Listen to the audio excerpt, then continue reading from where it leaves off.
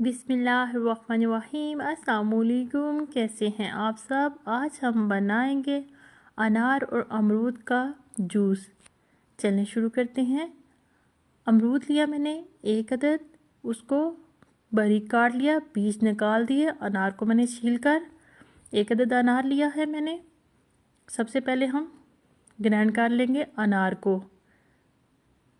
उसमें थोड़ा सा पानी शामिल करेंगे ताकि अच्छी तरह ग्राइंड हो सके।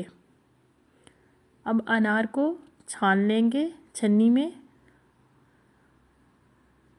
इस तरह जूस निकाल लेंगे अनार का। अब अमरूद और अनार को ग्राइंड कर लेंगे अच्छी तरह। इसमें चाहें तो आप चीनी शामिल कर सकते हैं, मैंने चीनी की बजाय शहद यूज़ कर रही हूँ 1 खाने का चम्मच।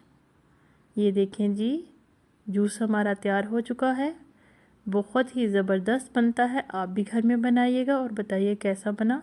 प्लीज़ मेरे चैनल को like, comment, subscribe and share कीजिएगा। इजाज़त चाहती हूँ। अल्लाह हाफिज़।